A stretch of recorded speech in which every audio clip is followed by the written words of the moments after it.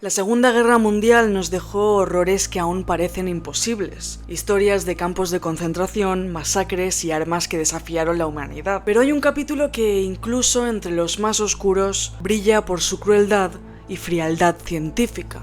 Este es el caso de Shiro Ishii, un hombre que, vestido con bata blanca, cometió atrocidades que rivalizan con las de los peores crímenes de guerra. Que, a diferencia de muchos, murió libre, protegido por aquellos que deberían haberlo juzgado. Shiro Ishii nació el 25 de junio de 1892, en la prefectura de Chiba, Japón. Desde pequeño destacaba por su memoria y por su obsesión con el conocimiento. En 1920 se graduó como médico en la Universidad Imperial de Kioto, especializándose en microbiología. Sus compañeros decían que tenía un carisma extraño, encantador cuando quería, pero arrogante y sin compasión por los débiles. Era ambicioso y esa ambición pronto encontró un lugar ideal para crecer: el ejército imperial japonés. En la década de 1920, Ishii se obsesionó con la guerra bacteriológica. Creía que los países que dominaran las enfermedades como arma dominarían el futuro. Observó cómo durante la Primera Guerra Mundial el uso de gas mostaza y cloro había cambiado la forma de pelear, y se convenció de que las bacterias serían el próximo paso. Cuando Japón invadió Manchuria en 1931, Ishii vio su oportunidad. Convenció a los altos mandos de que necesitaban un laboratorio secreto para desarrollar armas biológicas. Y así nació su criatura más siniestra. En 1932, Ishii estableció un pequeño laboratorio en Harbin, Manchuria, bajo el nombre de Unidad de Prevención Epidémica y Purificación de Agua. El nombre sonaba inofensivo, pero era todo una fachada. En 1936 el proyecto creció a una escala industrial. La Unidad 731, un complejo de más de 6 kilómetros cuadrados en Pingfang, rodeado de muros y alambre de púas, era una instalación autosuficiente. Hospitales falsos, barracones, cámaras frigoríficas, incineraciones y celdas para prisioneros. Se calcula que allí trabajaban más de 3.000 científicos, doctores y militares bajo el mando directo de Ishii. Pero lo más siniestro eran los pacientes del lugar: prisioneros de guerra, civiles chinos, coreanos, rusos y en algunos casos occidentales capturados. Los llamaban Maruta, que significa troncos, deshumanizándolos por completo. Lo que ocurría dentro de la Unidad 731 desafía la comprensión humana. Ishii y sus hombres no hacían simples estudios médicos. Convirtieron la tortura en un procedimiento científico. Uno de los métodos más brutales era abrir a los prisioneros vivos para estudiar el funcionamiento de órganos y enfermedades en tiempo real. No usaban anestesia, porque Ishii creía que los analgésicos alteraban los resultados. Se practicaban amputaciones, trasplantes forzados de extremidades entre personas, y se abrían tórax para observar los latidos del corazón hasta la muerte.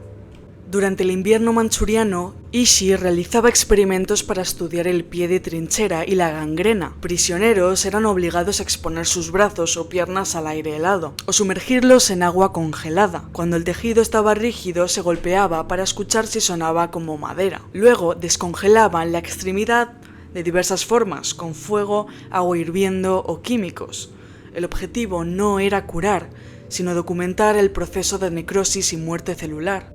La Unidad 731 desarrolló capas de peste bubónica, ántrax, cólera y tifo. Estas bacterias se probaban infectando prisioneros directamente o lanzándolas sobre poblaciones civiles mediante bombas de cerámica llenas de pulgas infectadas. En 1940, un ataque con pulgas portadoras de peste en China provocó brotes que mataron a miles de personas. Algunos prisioneros eran introducidos en cámaras de presión para simular cambios de altitud hasta que sus órganos colapsaban. Otros eran expuestos a gases venenosos como fosgeno y gas mostaza para estudiar el daño pulmonar. Mujeres prisioneras eran violadas por soldados o infectadas intencionalmente con enfermedades venéreas para estudiar su transmisión a fetos y recién nacidos.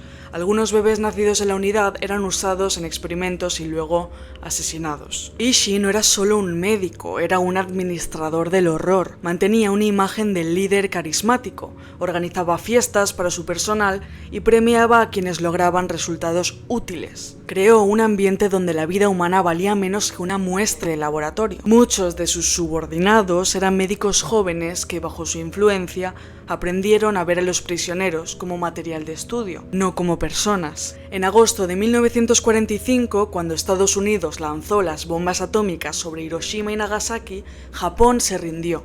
Ishii sabía que lo que había hecho era un crimen contra la humanidad. Ordenó destruir gran parte de las instalaciones, asesinar a los prisioneros restantes y eliminar documentos comprometedores. Pero no logró borrar todo. Tropas soviéticas y estadounidenses encontraron pruebas claras de lo que ocurrió en Pingfang. Lo lógico habría sido que Ishii y sus hombres fueran juzgados como los nazis en Nuremberg, pero aquí viene la parte más indignante. En plena Guerra Fría, Estados Unidos quería ventaja en investigación bacteriológica. El general Douglas MacArthur negoció un acuerdo secreto. Ishii entregaría toda su información y resultados, y a cambio, él y su equipo recibirían inmunidad total. Así, ningún miembro de la Unidad 731 fue condenado.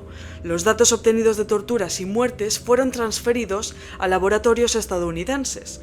Ishii vivió tranquilo, dando conferencias privadas y trabajando como asesor médico. Shiro Ishii murió en 1959, a los 67 años, en Tokio.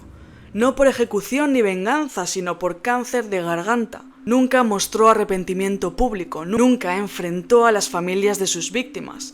Se dice que incluso en sus últimos días hablaba de la Unidad 731 como un gran logro científico. En Japón, el tema sigue siendo incómodo. Durante décadas, el gobierno evitó reconocer oficialmente las atrocidades. Muchas familias de las víctimas nunca recibieron compensación.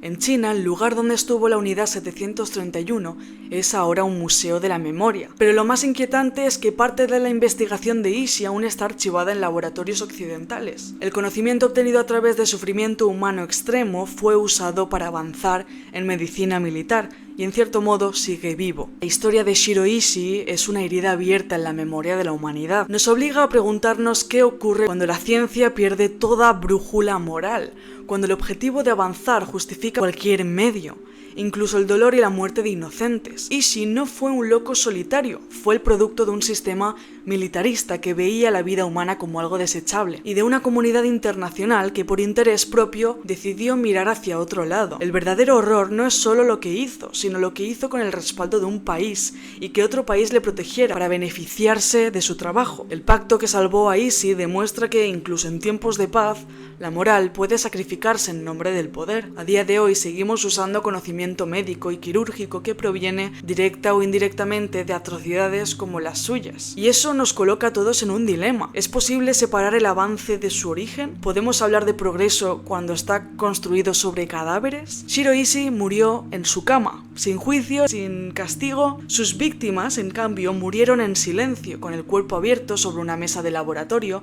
o bajo un cielo lleno de pulgas infectadas. El mundo recordó a Mengele, pero olvidó a Ishii.